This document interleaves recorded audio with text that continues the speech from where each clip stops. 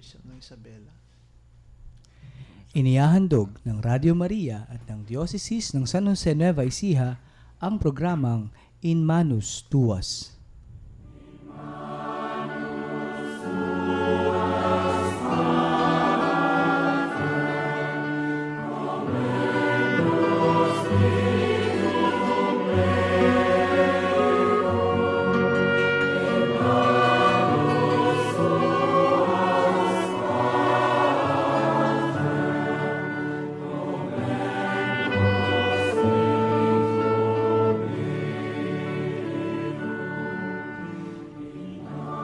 Sa inyong lahat, ito po si Kuya Jomar Luciano at kayo po ay live na nakikinig sa programang In Manus Tuas mula sa Diocese ng San Jose Nueva Ecija.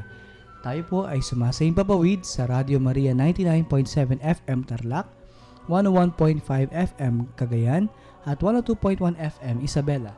Tayo rin po ay napapanood via live streaming sa www.dioceseofsanjose.org at sa Twitter account ng ating programa, ang Diocese at San Jose NE, at sa Facebook account ng Diocese ng San Jose at facebook.com.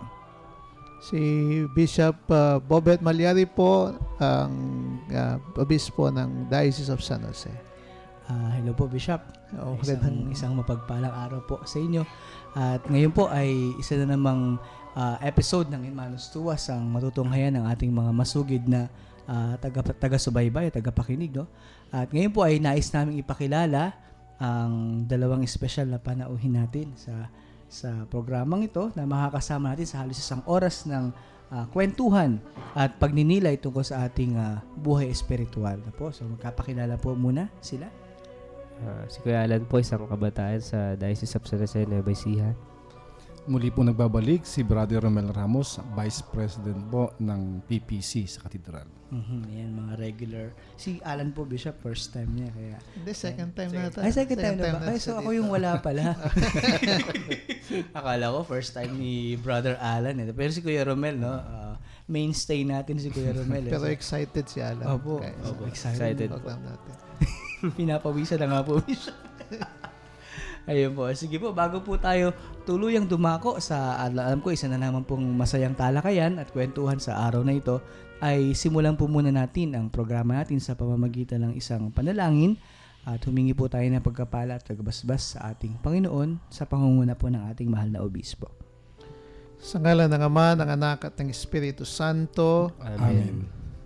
Aming mapagmahal na Ama, salamat po sa pagmamahal na nilalaan po ninyo sa bawat isa sa amin, lalong-lalo na po sa lahat ng aming tagapakinig.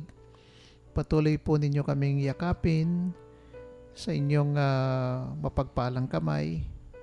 Pagalingin po ninyo yung mga sakit na aming nararamdaman upang sa ganoon ay lalo pa naming may pagkaloob ang aming sarili at magawa ang inyong kalooban sa araw-araw ng aming pamumuhay at makisa ng lubusan sa misyon na pinagkakatiwala po ninyo sa bawat isa sa amin. Hiniling din po namin na basbasan po ninyo itong aming isang oras na talakayan, pagninilay tungkol doon sa buhay na may integridad. Sana po bigyan nyo kami ng biyaya na isabuhay ang aming pananampalataya sa konkretong pang-araw-araw na pamumuhay namin, sa relasyon namin sa aming pamilya, relasyon namin sa aming kapaligiran, sa mga kapitbahay, sa aming mga kaibigan, sa mga komunidad namin sa simbahan, pati po yung kalikasan na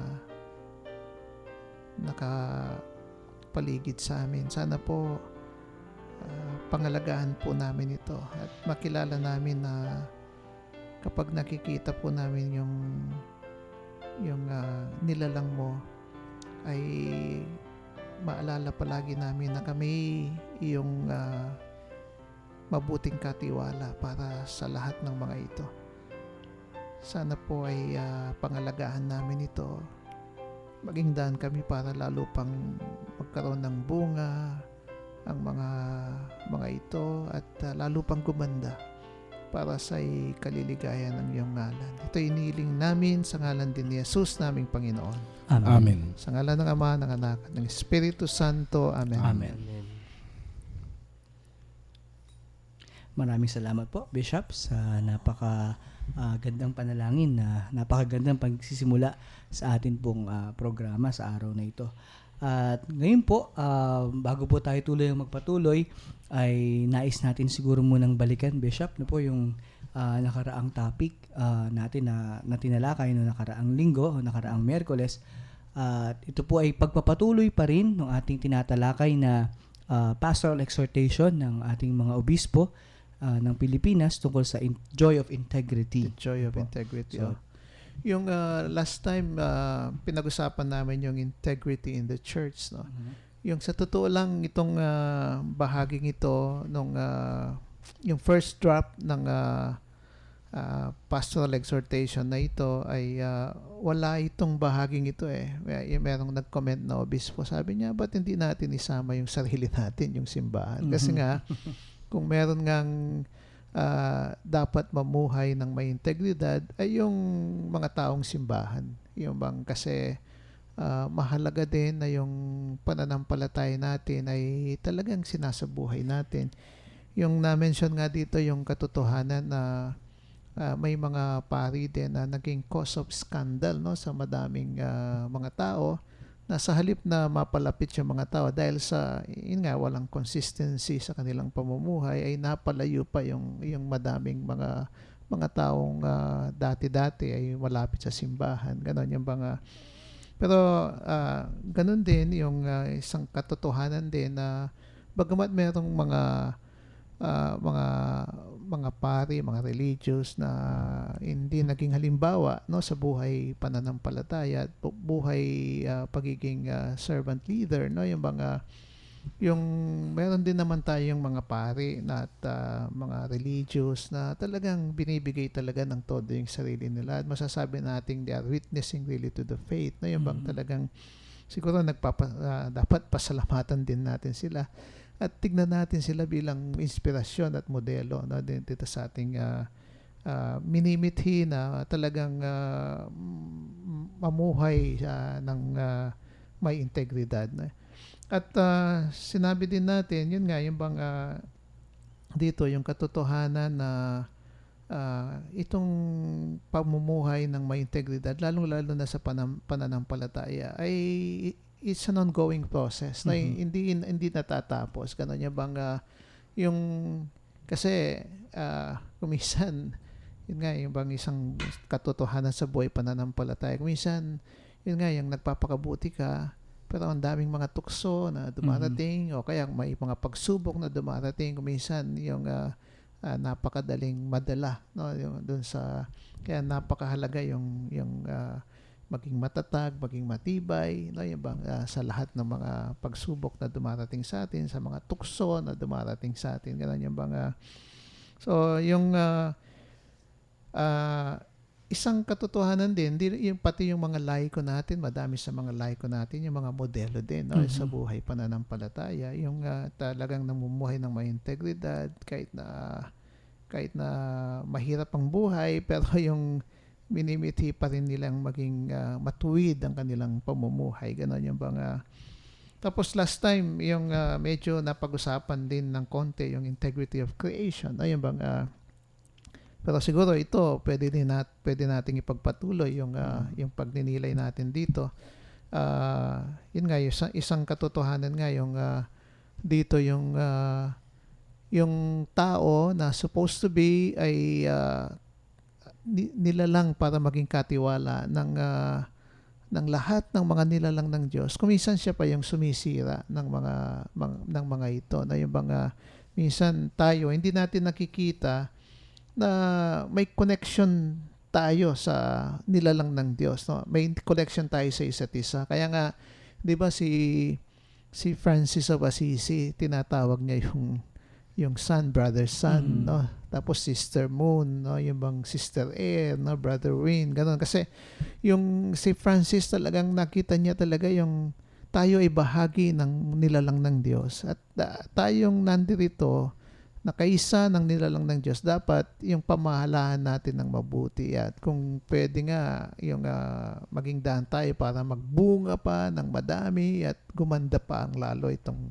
nilalang ng Diyos, no?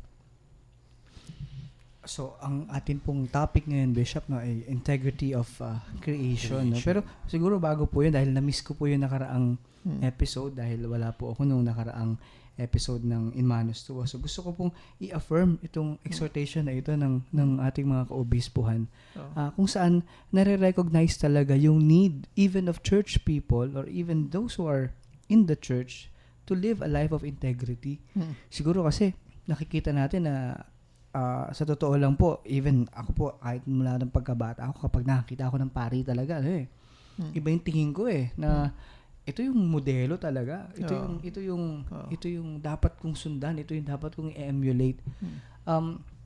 Dahil parang given, no, habang nakasuot ka ng puting kasulya, dapat ay nagniningning din ang iyong pagkatao na nire-reflect nung suot mong puting kasulya, kasi yun po yung aking paniniwala. Kaya ito ay patuloy na hamon sa mga kaparian, sa mga relihiyoso, sa mga obispo po, at most especially sa ating lahat ng mga laiko, no, kasi tayo yung nagko-comprise sa mas malaking bahagi ng simbahan, no.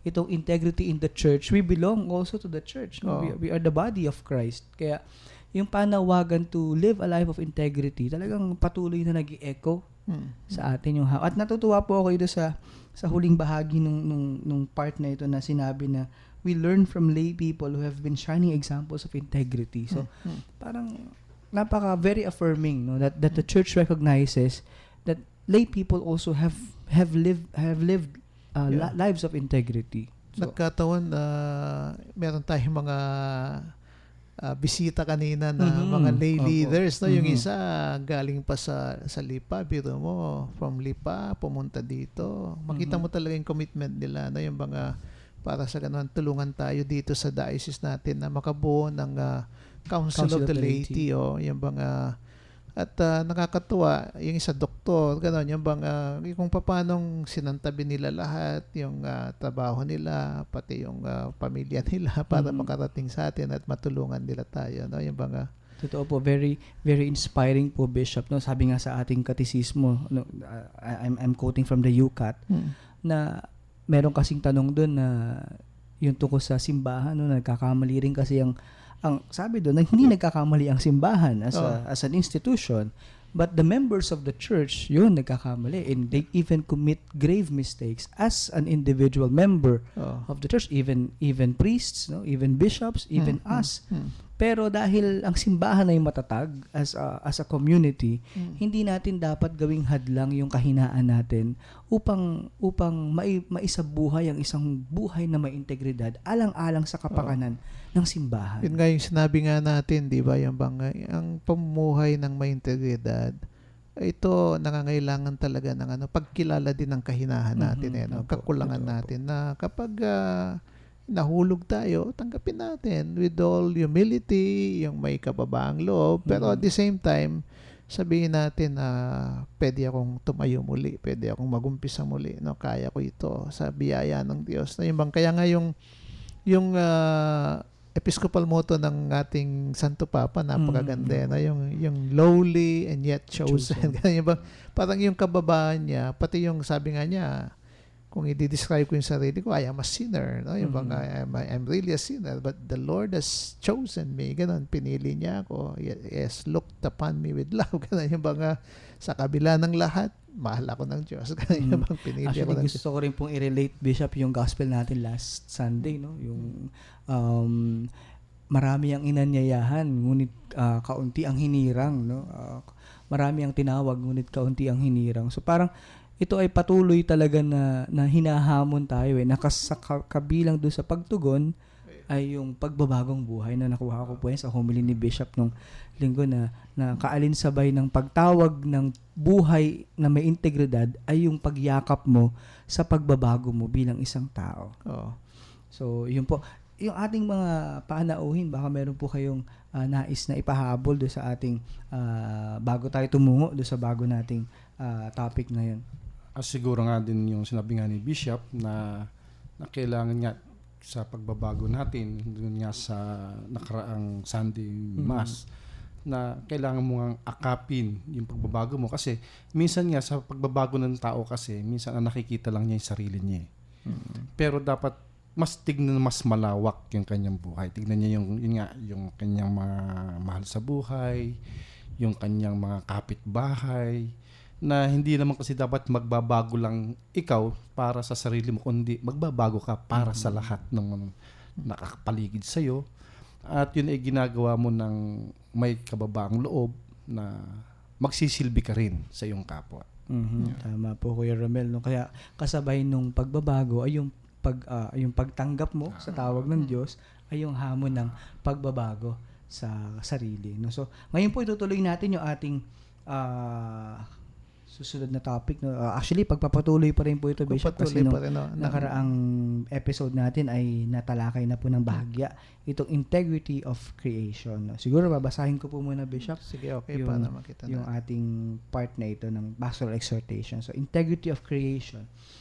Finally, in the widest circle of our natural environment, we are called to be stewards of integrity, caring for God's creation. God created the natural world in an integral way. Every being is connected and dependent on other beings in an ordered system established by God. When this integrity of creation is violated, all life is threatened. Pollution affects our supply of clean air and drinking water. Overfishing and improper land use diminish our capacity to catch and grow our food. Indiscriminate logging and mining lead to deadly flash floods and landslides. We need to recover our place in the integral system of creation as responsible users and stewards. Only in this way can all enjoy the beauty and bounty of God's creation today and tomorrow. The work of preserving creation's integrity should be shared by all, and is perhaps the most all-encompassing circles of integrity we are called to participate in. Ang ganda nito, ano, yung sinasabi dito, yung napakahalaga na makita natin muli yung lugar natin, no, sa nilalang ng Diyos, no, na tayo nga ay nilalang para maging responsable na tagagamit ng mga bagay na ito, no, at saka yung mga steward, yung talagang katiwala, no, ng mga bagay na ito. Hindi lang po siguro, Bishop, na yung maging katiwala, kundi tagapangalaga pa. Tagapangalaga, talaga. Yung isang yung sinasabi dito, yung dahil nga itong lahat ng ito ay nilalang ng Diyos, talagang connecta talaga yung yung bawat isa, yung na kapag pag talagang nilapastangan, sinalawla yung kalikasan, talagang manganganib talaga pati yung buhay ng tao, no, yung actually ano po ito parang ito ay pagpapatunay na yung lahat tayo ay magkakaugnay, no? Magkakaugnay. Na mula tayo binigyan tayo ng actually ng kapangyarihan, Bishop, ng Panginoon, ng Diyos na lumikha upang pangalagaan yung kanyang masterpiece, because this is the masterpiece of God. No, parang iniisip ko po, Bishop, na halimbawa ako ay isang pintor, tapos nakagawa ako ng isang obra maestra, pinagkatiwala ko sa isang kaibigan, tapos lalapastanganin niya yung ginawa kong pinaghirapan ko, parang ang dating mabigat sa kalooban. Siguro, I would like to picture it that way, na kapag nakikita ko po na nalalapastangan, nasasalahula, ang katulad po na sinabi ninyo na apektado tayo. Lahat tayo ay apektado kasi nga magkakaugnay ang lahat. Doon sa isang episode po ng aming isang programa pa dito rin sa Radio Maria, yung UCAT On Air, napag-usapan namin yung tungkol sa creation. Kasi nasa first part kami ng chapter 1, which is yung tungkol sa Diyos Ama na tagapaglikha. ipinaliwanag dito yung katotohanan na magkakadugtong tayong lahat. No? Katulad nga na sinabi nito, God created the world in an integral way kung saan apektado ako ng kapwa ko nilikha. No? At ito yung madalas siguro na hindi natin nakikita eh. Kasi siguro nararamdaman nating mga tao that we are superior, that we can manipulate things, that we can manipulate our environment to the detriment of the whole environment itself. Na parang hindi natin nakikita. Nakikita natin huli na. Natatawa nga po ako, Bishop, kapag nakakakita ako ng mga ads na ganito na huli na, nakita, biglang nagbago kasi naapektuhan. Sabi ko, bakit hindi nila nakita? Hindi natin nakikita ito before. No? Makikita lang natin siya kapag marami nang namatay, marami nang naapektuhan. So parang, nasaan yung katotohanan na matagal nang nangyayari ito tapos inuulit na lang din natin. So parang yung sense of responsibility natin bilang stewards of creation, sabi nga ni Kuya Romel, tagapangalaga talaga eh. We are guardians of creation. Parang hindi natin nagagampanan. Yun po. Yung isang sinasabi sa atin, kunwari tayo, ang parte natin ay ng diocese, may parting Sierra Madre, iba yung mga napakahalaga na maintindihan natin na pangalagaan talaga natin itong bundok na ito, kasi ito na lang ang isa daw sa mga natitirang mga kabundukan natin, yung kagubatan, no, na kung saan makikita yung mga watersheds talaga na talagang nagsasupply ng tubig sa napakalawak na yung buong yung Luzon, yung bang talagang ito yung pinaka longest mountain range dito sa sa Pilipinas, yung mga kaya pag hindi natin pinangalagahan talaga yung itong bundok na ito, madami yung maapektuhan sa atin talaga. Totoo po. Katulad nga, Bishop, nga yung mga nangyayari sa panahon natin ngayon. For example, may mga konting ulan lang pero grabe ang epekto ng baha. Diba?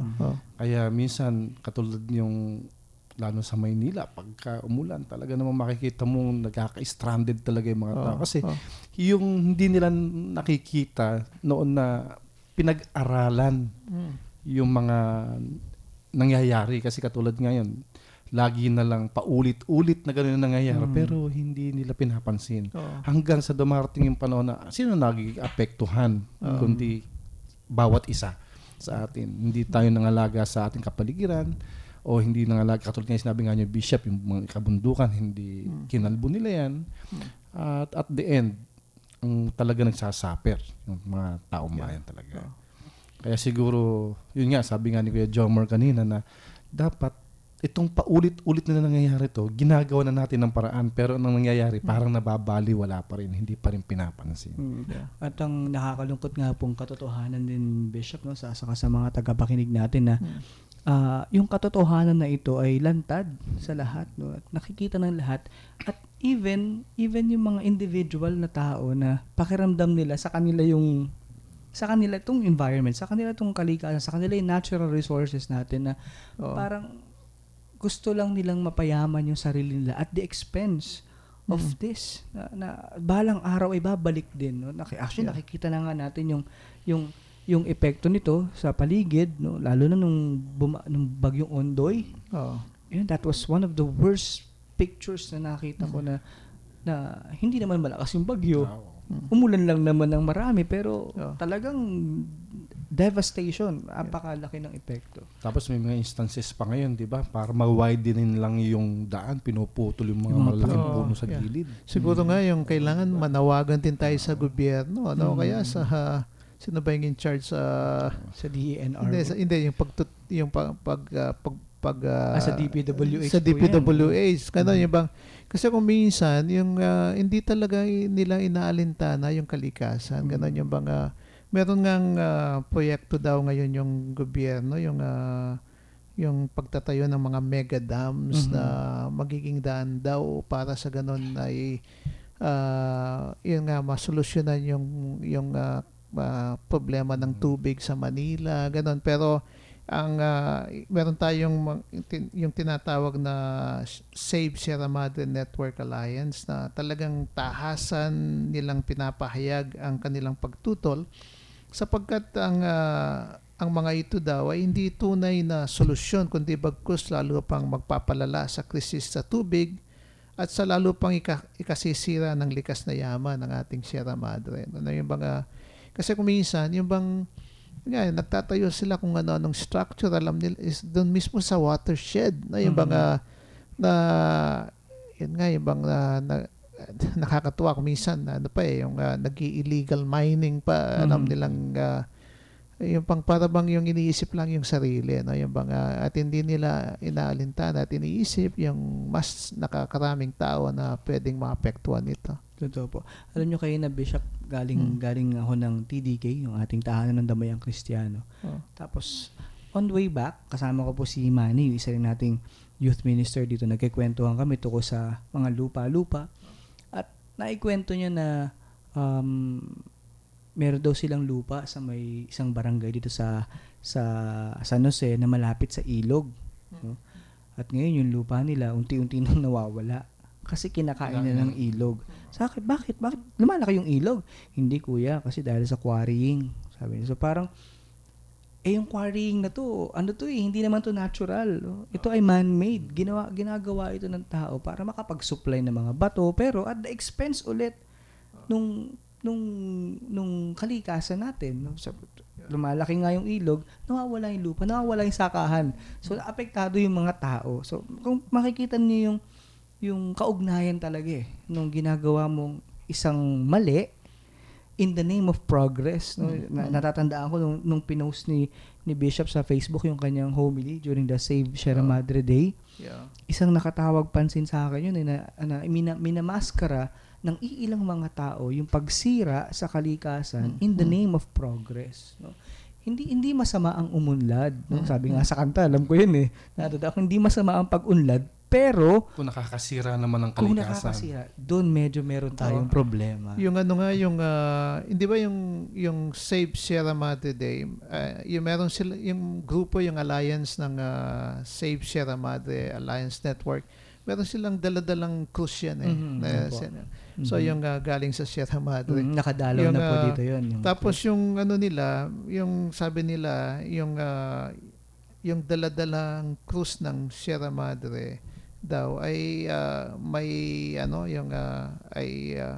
pwede nating sabihin itong mga bagay na itong patuloy na pagtutroso at pagwasak ng mga kagubatan at pagmimina ng kabundukan, tabing ilog, tabing dagat sa halos lahat ng bahagi ng Sierra Madre. Yung proyektong kalsadang Ilagang Dibilacan na hihiwa sa mga natitira pang virgin forest sa pusod ng Sierra Madre. Yung proyektong APECO o Aurora Pacific Economic Zone na sumisira sa likas na yaman ng kasiguran Aurora at lumalapastangan sa karapatan ng mga kapatid nating magsasaka, mangingisda at mga katutubong naninirahan dito. Tapos yung mga landfills na lumalason sa lupa at mga anyong tubig ng Sierra Madre, lalo na sa bahaging Bulacan. Tapos yung patuloy na pagwasak sa Marikina watershed sa kabila ng naranasang trahedya ng Undoy noong September 26, 2009. Yung bang, naranasan na natin, tapos ulitin pa uli, ganun. Tapos at yung sinabi ko na nga kanina, yung mga binabalak ng gobyerno na magtayo ng mga mega dams, no? Yung bang, so siguro yung paanyaya sa atin, yun nga, yung bang, sana yung pati na yung sa gobyerno, tayong lahat talaga may bahagi dito kung gusto talaga nating pangalagaan ng ating kalikasan, bawat isa sa atin ay may bahagi dito, pati nga yung pagmamanage ng basura natin, yung bang yung meron kang talagang nabubulok, ginagamit din ninyo, gano'n, yung bang tapos yung hindi nabubulok, tapos yung recyclable, no? Yung bang doon sa Bishop's House, yung mga nabubulok namin talaga, yung binibigay namin doon sa mga bulati. May Yeah. vermiculture. May vermiworms kami doon na yung talagang gumagawa kami ng fertilizer. Ganun. Actually, mamaya po, siguro sa pagbabalik po natin sa ating pagpapatuloy sa ating programa, maaari siguro natin pag-usapan din yung solusyon naman na ayon lang sa ating sa kuro-kuro natin. Alam ko, lantad na ito eh. Maraming beses na itong inilantad sa atin o inilahad sa atin itong mga solusyon na to, pero hindi natin napapansin. So siguro mamaya sa pagbabalik po natin sa ating programa ay ito'y pag-uusapan natin. Ano ba yung pwede nating solusyon naman? Kasi nailahad na natin na ito yung mga problema at alam ng lahat yan, hindi yan lihim. Pero ano naman yung magagawa natin siguro bilang mga responsableng kamanlilikha ng Diyos. No po? So, yun po. So, wag po kayong aalis at magpapatuloy po ang programang In Manus Tuas pagkaraan po ng ilang paalala mula sa ating himpilan ng Radio Maria, Bringing Christ into Your Home.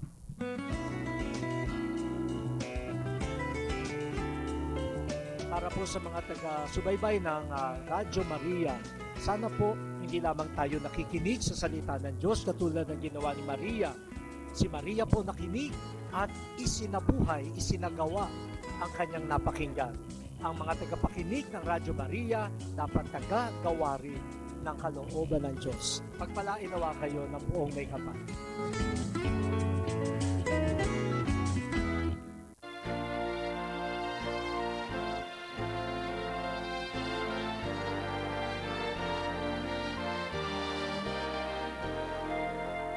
Ang aking mensahe para sa inyo at sa lahat ng ating tagapakinig ay angkop na tawagin ninyo ang radio station na Radio Maria, sapagkat inaasahan namin na sa pamagitan ng inyong radio station ay lumawak ang pananampalataya. Sana'y dumami at dumami pa ang mga tagapakinig ng Radio Maria, sapagkat hindi natin matututunan ang lahat ng dapat na matutunan natin sa pamamagitan ng Radio Maria kung ito ay paminsan-minsan lamang nating pakikinggan o tututukan. Harinawa ay ang mga taong nakikinig sa atin ngayon ay tumulong na mapalaganap ang napakalaking apostolado ng Radio Maria. The Lord be with you, Heavenly Father.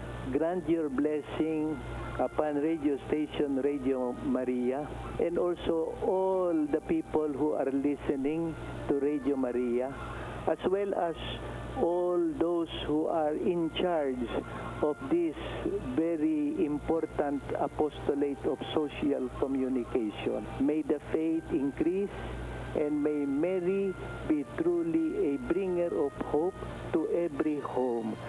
We pray to you through the mighty name of Jesus the Lord.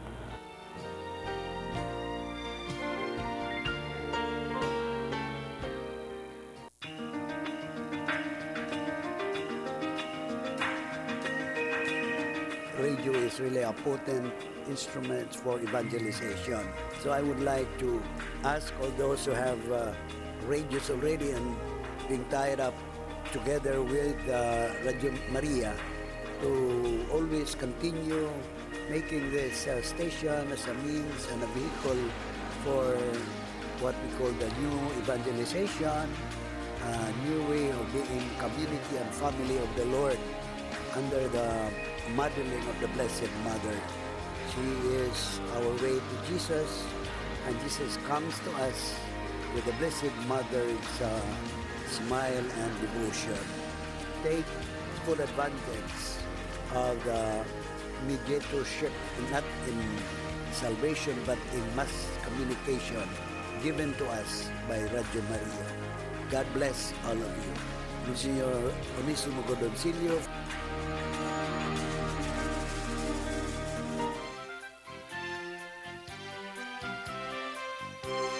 Radio Maria, bringing Christ into your home. Nagbabalik po ang programang In Manus Tuas. Ito pong muli si Kuya Jomar. Si Bishop Bobet po. Kuya Alan po. Si Brother Romel po, nagbabalik. Ayan po. So, kanina, bago po yung ating maikling paalala, ay ating inilahad, no, yung, I think, parang huling bahagi na po ito, no, ng pastoral exhortation, no, huling paglalahad na ng buhay integridad, no.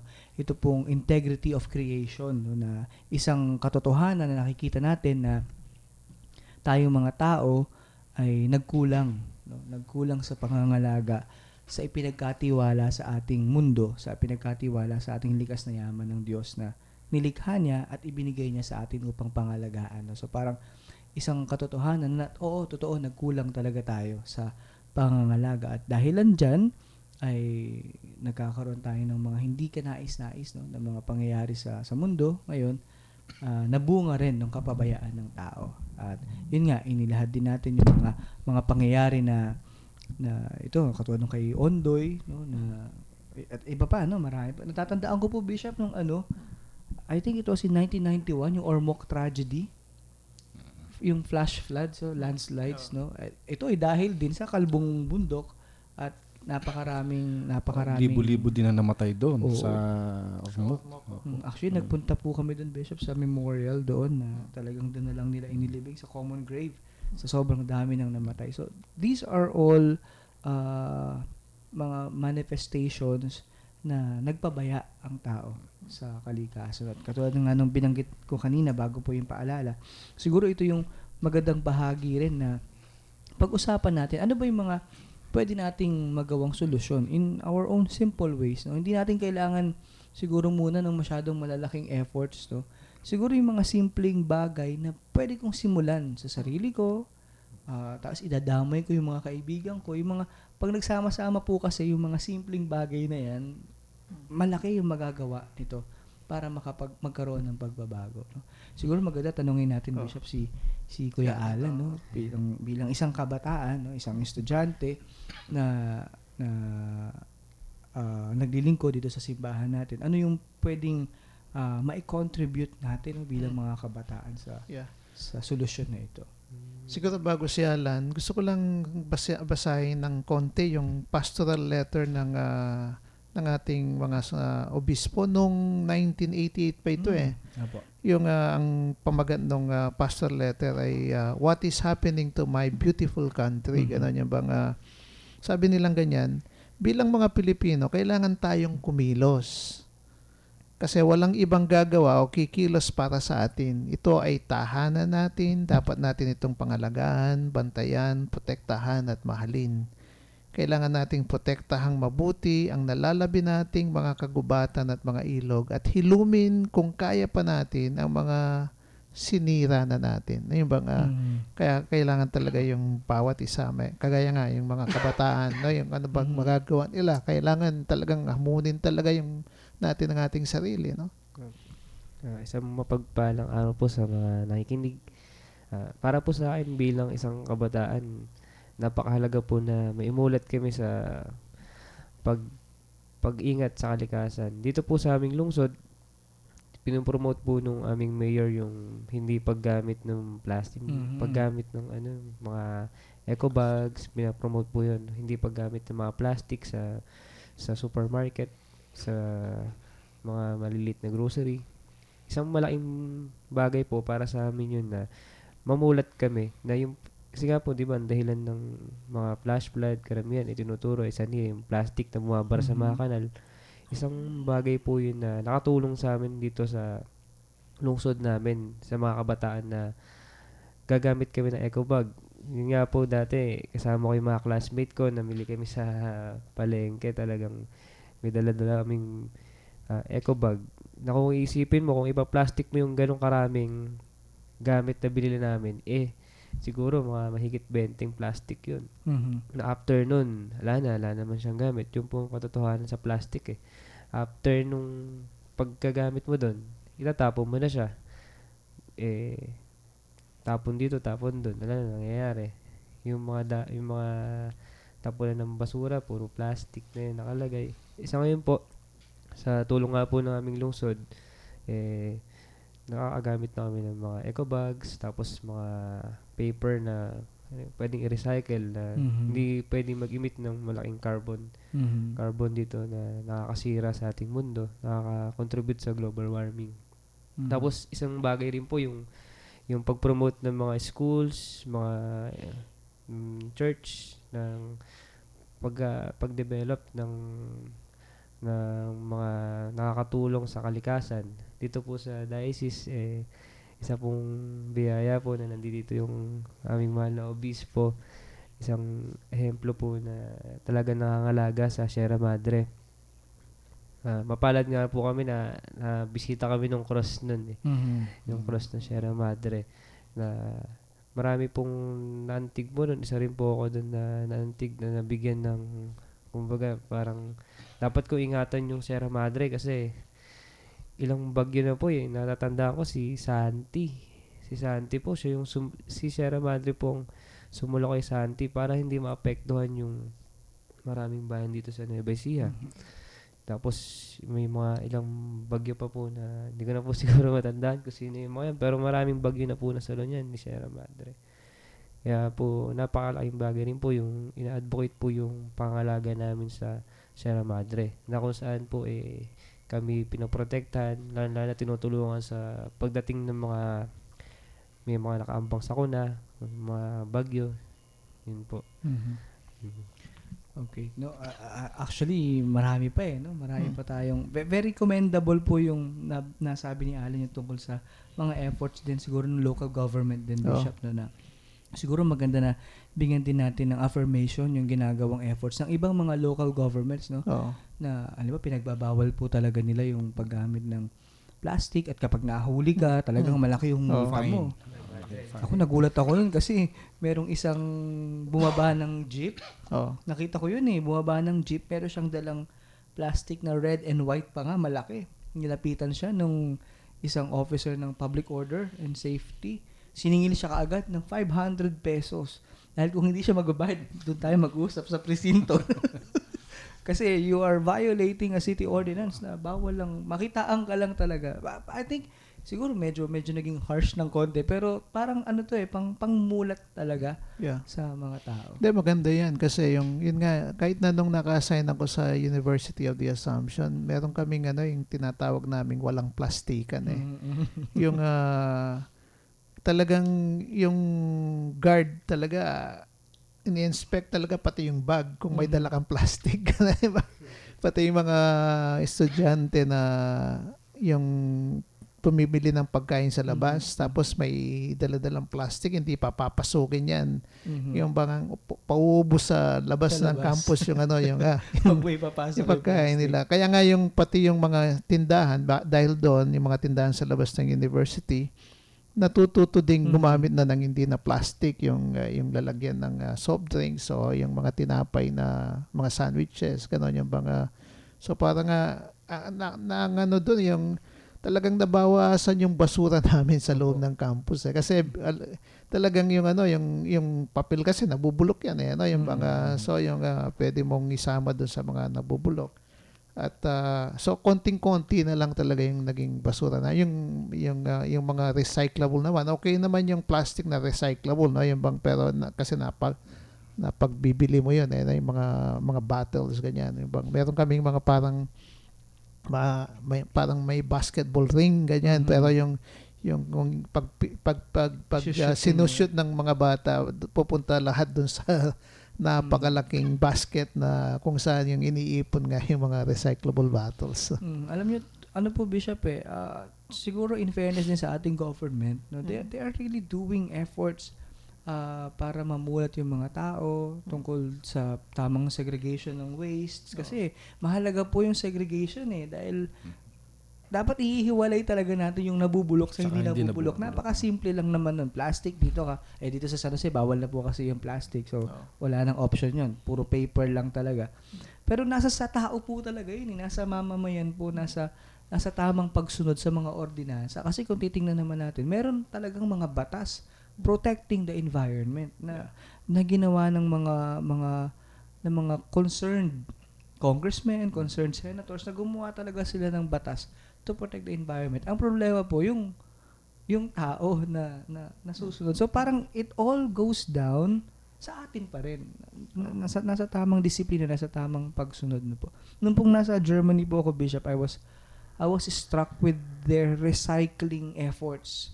Doon po talaga ako hands down bumilib sa, although Germany is a first world country, pero nakita po ninyo yung kanilang disiplina sa pag-recycle ng mga bagay.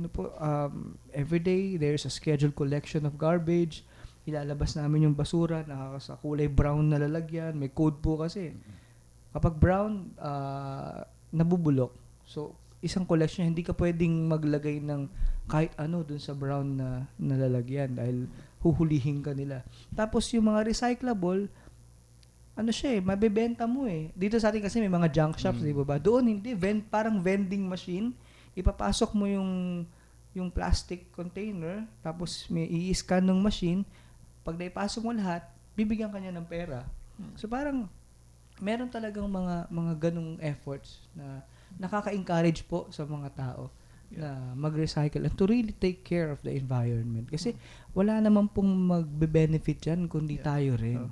Gusto ko lang sabihin yung ipagpatuloy yung pagbabasa dun sa pastor letter ng mga obispo noong 1988. Sabi nilang ganyan, ang pangangalaga at paghilom ng ating likas yaman ay hindi madali dahil sa kaswapangan ng tao at dahil sa pagnanais na kumita kahit maghirap ang iba. Ngunit hindi tayo dapat mawalan ng pag-asa, sabi ng mga obispo natin. Pinagkalooban tayo ng di pangkaraniwang galing ng Diyos. Tinanim ng Diyos sa puso natin ang wagas na pagmamahal sa ating bayan na sinisigaw natin sa ating mga awitin at mga poesya. Maaari nating gamitin itong galing natin upang mapaglingkuran ng lahat sa lalo pang ikabubuhay nila at maiwasan ang nagbabantang kamatayan. Ang ganda nito, no? Yung napakahalaga talaga na yung maintindihan natin yung meron tayong pagmamahal naman sa puso natin para sa ating bayan. Yung kaya napakahalaga, nagisingin natin ito, nandyan lang yan. Yung para sa ganon, yung lahat ng gagawin natin, yung iisipin natin talaga, yung para sa bayan natin, itong mahal na minamahal. At saka rin po siguro magandang ilagay din natin sa ating puso, sa ating isip na ginagawa natin ito para sa kinabukasan. Para meron naman yung mga magiging anak natin, meron naman silang makitang maganda dito sa mundo. Alam niyo po, kapag nanonood po ako ng mga apocalyptic films, parang merong bahid ng katotohanan din eh. Posibleng mangyari kasi yun eh. Pero if we are not going to do anything sa ngayon, pero kung magsasama-sama, katulad ng sinabi po ni Bishop sa letter po ng mga bishops way back 1988 na meron tayong angking galing. Katotohanan yan. Meron tayong biniyayaan tayo ng Diyos ng galing talaga. And let us use that galing to explore ways, find ways kung paano natin ma-reverse. Yung katulad nga nung unang sinabi ni Bishop, yung nasira na natin hilumin natin. Gawin natin ng lahat ng magagawa natin para mapaghilom ang mundo natin. So, ngayon po, napakabilis po ng ating oras. Hindi ko akalain, 1 oras na pala yun. Bago po tayo dumako sa pagkatapos ng ating programa, mamaya po ay magkakaroon po ng paglalagom ang ating mahal na obispo sa ating natalakay sa araw na ito. Pero bago po ang lahat, ay magkakaroon po muna tayo ng ilang paalala, kaya wag po kayong aalis at magbabalik po ang programang In Manus Tuas matapos ang ilang paalala mula sa ating himpilan ng Radio Maria, bringing Christ into your home.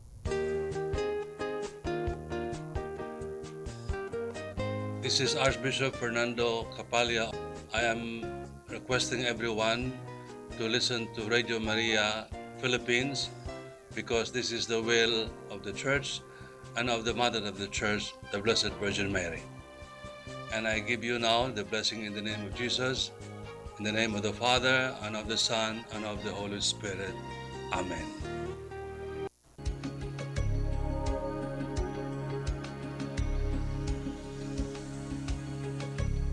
Ako po si Father Bong Romano at ako po'y nag-aanyaya sa inyo na patuloy po na makinig sa Radyo Maria. Sa inspirasyon at panalangin ng ating Inang Maria, marami po tayong makukuhang biyaya para sa ating kalusugang pangkaluluwa.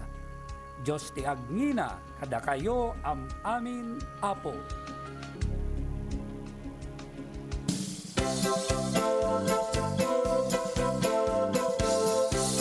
Radyo Maria, bring Christ into your home.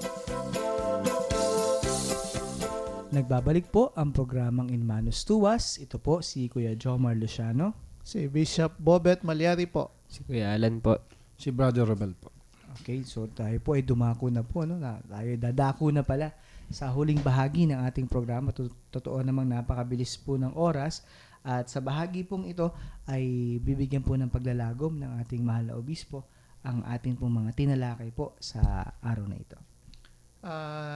Napakahalaga po ng mga pinag-usapan natin ngayon. Yung bagamat ni-review po natin na tinalakay na po natin yung integrity in the church, yung nagbigay pa rin ng pagdinilay, no, si Kuya Jomar, no, doon sa kanyang paningin tungkol dito, na yun nga, napakahalaga na makita yung mga leaders natin na talagang halimbawa sa pamumuhay sa pananampalataya. Kasi nga, yun nga yung bang sabi ni Jomar, yung nakikita mo nakaputi yung damit, yung bang parang talagang yung napakadaling makita, at saka yung immediately nakikita mo modelo ito sa buhay pananampalataya. Kaya kung kabaligtaran yung nangyayari, yung nagiging iskandalo, yung malaking bagay yun sa mga mananampalataya, no, yung best na maging malapit sila, lalayo sila, no, yung naalala ko yung gospel ngayon, kasi yung sabi yung maganda sa labas pero sa loob naman ay punong-puno ng kabulukan, gano'n yung image ni Jesus sa mga Pariseo, gano'n yung mga tapos yung pinag-usapan nga natin yung integrity of our lay people also, na talagang nagsasabuhay ng buhay pananampalataya, na talagang modelo sila, no, yung mga sa marami, gano'n, yung mga na kahit na nahihirapan na, yung patuloy pa rin yung kanilang pagnanais na mamuhay ng matuwid, mamuhay ng may integridad. Tapos dito nga, natuon yung pansin natin dito sa integrity of creation. Yung mga paanyaya na talagang makita natin muli at mailagay muli natin ang ating sarili doon sa gitna ng kalikasan bilang katiwala ng lahat ng mga bagay na ito. Kasi nga yung tao nilalang na kawangis ng Diyos, nilalang para mga laga, no, sa mga bagay na pinagkaloob sa atin ng Panginoon. Ito'y sana ay makakabuti sa sangkatauhan, tanda ng pagmamahal ng Diyos. Pero ang nangyayari nga, yung kuminsan tayo mismo ay tayong naninira ng mga bagay na ito, no, yung mga so yun, pagkatapos yung pinag-usapan natin yung katotohanan din na dapat nating ipaabot pati sa gobyerno natin, yung mga may responsibilidad sa mga pagpigil sa mga illegal logging, illegal mining, at sa mga paninirang nagagawa dahil sa kumisan mga projects ng gobyerno, mga daan, ganyan, yung mga minsan nagiging daan pa para masira yung mga watersheds natin sa ating kabundukan. At kuminsan yung pagtatayo ng mga daan, kuminsan hindi nila inaalintana, nagiging black ito, nagiging sagabal ito para sa pag-agos ng tubig. Kaya yung minsan nagulat dito sa T-Plex, ang ganda ng T-Plex, no? Pero ang nangyari, minsan binablock niya yung tubig na nagiging daan para yung malubog yung palayan ng mga farmers natin. Yung bang wala naman silang kapasidad na yung padaluyan yung tubig na kaagad-agad yung sa Sabi ko, sayang yung palay, ang ganda na, yung yellow na, dapat almost ano na. Tapos ready for harvest. Tapos yun nga, nakalubog. My God. So, yun po. Napakaganda po ng ating topic ngayong araw na napapanahon, no, na very timely. Ako gusto ko pong bigyan ng diin yung sinabi ni Alan kanina, no, kasi ako witness din po ako dito, Bishop. Even before, I know that the Sierra Madre Mountain Range protects the Diocese of San Jose from typhoons, no, kasi natatandaan ko when Father Cesar was still the parish priest, isa sa mga nagkikwentuhan po kami one time, naniniwala daw siya na una pinoprotektahan ni Saint Joseph ang diocese. Kasi kung sa mga tagapakinig po natin, isang katotohanan po dito sa diocese ng San Jose na hindi po masyadong naaapektuhan ng bagyo ang San Jose o itong bahaging ito ng Nueva Ecija sa kadahilanan pong napapaligiran po kasi ng kabundukan. Parang sinishield ng Sierra Madre yung malakas na hangin na kapag naglandfall ang bagyo, especially pagdating dito sa may bahagi ito ng Nueva Ecija, humihina siya. Although, syempre, of course, meron ding mga malalakas talagang bagyo, no? Pero, naniniwala ako na pinoprotektahan ng Sierra Madre Mountain Range itong bahaging ito ng Nueva Ecija. Kaya talagang dapat po nating protektahan ito. So, yun po.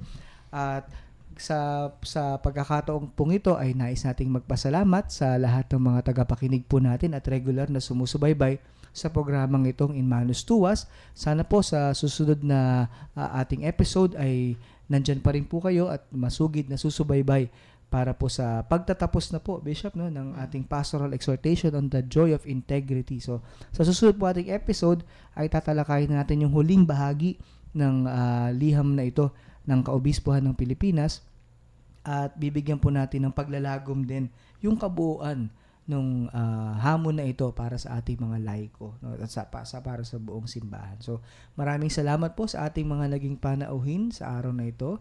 Kay Kuya Alan, meron ka bang gustong pasalamatan? Ano lang po, sana po sa mga kabataan na tulad ko, mahalin po natin yung kalikasan, magtulong-tulong po tayo upang ito'y gumaling at may pamana pa natin sa mga susunod na kabataan.